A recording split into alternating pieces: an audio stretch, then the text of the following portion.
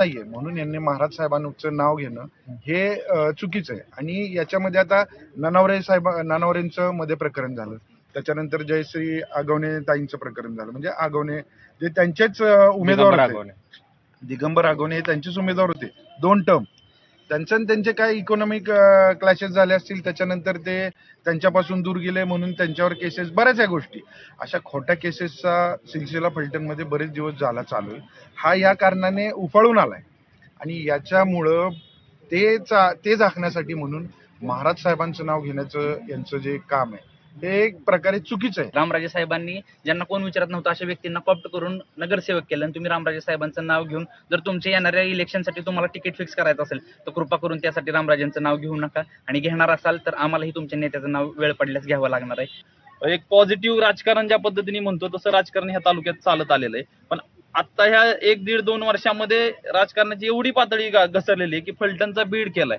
त्याचबरोबर काल सुषमा अंधारेंवरती जे हॉटेल मालक आहेत त्यांनी ज्या काही टीका टिप्पण्या केल्या दिलीप सिंह भोसलेंनी, की त्यामध्ये त्यांनी सांगितलं की सुषमा अंधारे वगैरे यांचं ते मास्टर माइंड वगैरे कोण आहे असं तसं.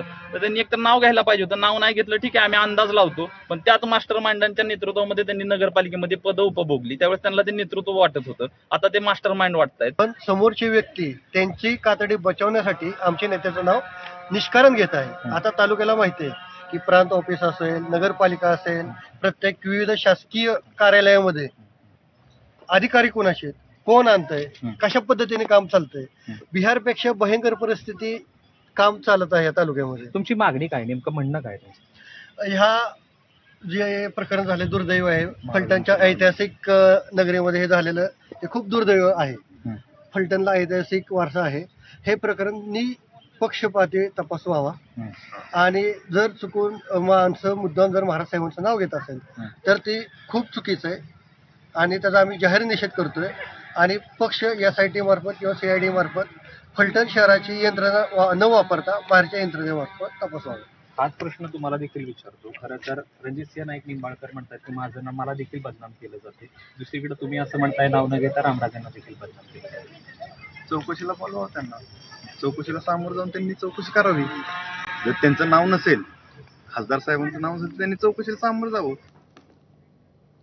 तर 2018च्या कोरेगाव भीमा हिंसाचार प्रकरणाची चौकशी करणाऱ्या आयोगानं उद्धव ठाकरेंना तिसऱ्यांदा कारणे दाखवा नोटीस बजावली आहे. ठाकरेंनी संबंधित कागदपत्र सादर करण्याबाबत दाखल केलेल्या अर्जावर प्रतिसाद दिलेला नाही, त्यामुळे ही नोटीस बजावण्यात आली आहे. जानेवारी 2020 मध्ये शरद पवारांनी ठाकरेंना एक पत्र दिलं होतं. त्यानुसार पवारांनी सादर केलेली कागदपत्र आयोगासमोर ठेवण्याची मागणी केली होती. आंबेडकरांच्या मते या कागदपत्रामध्ये काही उजव्या विचारसरणीच्या संघटनांचा कोरेगाव भीमा हिंसाचाराशी